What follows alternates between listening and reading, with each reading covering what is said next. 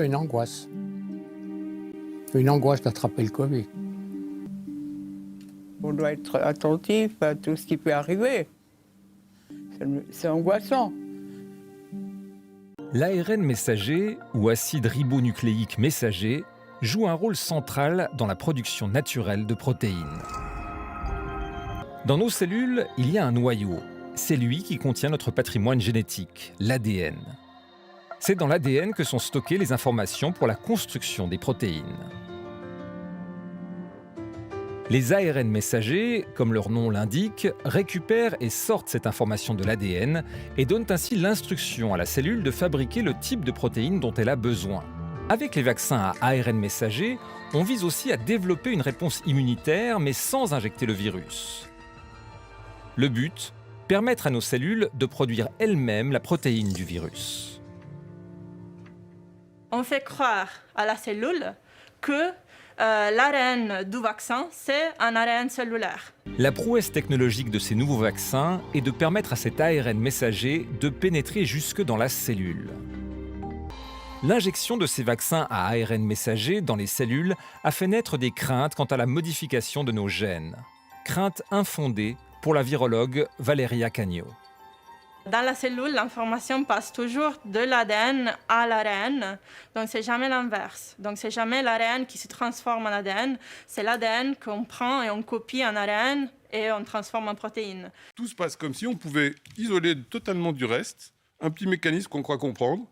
Or, jusqu'à présent, depuis les 100 dernières années où l'industrie chimique a pris le contrôle de la médecine, on s'est retrouvé toujours avec des déboires. On a compris. Ce que vous dites, c'est que comment est-ce qu'on fait pour que ça ne se répande pas dans tout le corps et que ça reste, comme l'expliquait Karen Sigris, ça s'arrête là. conscrit. Ça s'arrête au ganglion, là, pareil. Vous êtes en train de nous expliquer que l'être humain est trop compliqué pour être compris. Avec ce RNA messager, il disparaît en quelques heures. La protéine pour laquelle il a codé disparaît après un peu plus de temps, quelques jours, et il ne reste plus que la réponse immune. Et vous êtes prêt à un rappel pour ce même SARS-CoV-2 ou bien une vaccination pour un autre virus. Mais il y a un léger problème, c'est que ça fait belle lurette qu'on ne parle plus de science. Les profits ne font pas bon ménage avec la science. La science s'arrête dès lors où le profit est impliqué. Moi, j'ai visité un centre de vaccination et j'y ai vu une ambiance extraordinaire. C'était, je dirais aussi, un îlot de sérénité. Là, vous êtes en train de m'expliquer qu'on va tous foncer les yeux fermés avec une thérapie qui est une thérapie génique. Ce n'est même pas un vaccin, puisque au sens propre du terme, on n'introduit pas une protéine contre laquelle l'organisme va réagir, mais on va en fait violer les cellules pour fabriquer... C'est l'organisme qui devient son propre bioréacteur. On va violer, en fait, ça s'appelle un viol. Mais on va introduire dans une cellule, dans ce qu'on croit connaître de son fonctionnement, une information ARN messager qui est supposée faire son petit truc et s'évanouir. Alors, le deuxième miracle avec ça, c'est que Pfizer a été condamné et a accepté finalement un deal pour 2,3 milliards de dollars. Il a été condamné pour des malversations dans les données concernant 13 médicaments. Ça a été dit tout à l'heure qu'effectivement... Et alors là, d'un coup, ce laboratoire devient honnête. Est-ce que les patients qui vont être injectés aujourd'hui sont prévenus qu'ils participent à une immense expérimentation mondiale à ciel ouvert? Oui,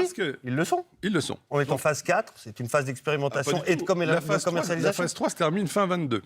C'est-à-dire qu'en fait, toutes les personnes qu'on injecte, à qui on n'explique pas qu'ils sont en train de participer à une expérimentation, toutes ces personnes, on le fait en violation des protocoles. Alors, de Nuremberg, ça fait longtemps qu'on n'a plus rien à foutre, mais en plus du protocole de Vieno, que la France a signé, je crois, en 2012 et la Suisse en 2008. Swissmedic a autorisé la mise sur le marché des 2 vaccins sur la base du cycle complet de la phase 1, phase 2, phase 3, phase 4. Bah oui, mais sauf qu'elle se termine en 22. Vous n'êtes pas renseigné. Regardez, de plus, l'étude... Ils sont quand même mieux renseignés. Je redonne la parole à monsieur dans un instant, mais si vous lisez l'étude de Pfizer, elle commence déjà à être largement contestée. On ne donne l'autorisation de mise sur le marché, le mot est savoureux, mise sur le marché. En médecine, ça fout la gerbe. Je ne vois pas où s'arrête la science quand on commente le marché. Mais bon, ça s'appelle une AMM depuis très longtemps. Écoutez. Mais il faut aller au bout des choses. Mais je veux dire, on a quand même une étude qui est... Quand vous lisez dans le New England, quand ces 2 études qui sont sorties, on nous parle d'observer blind.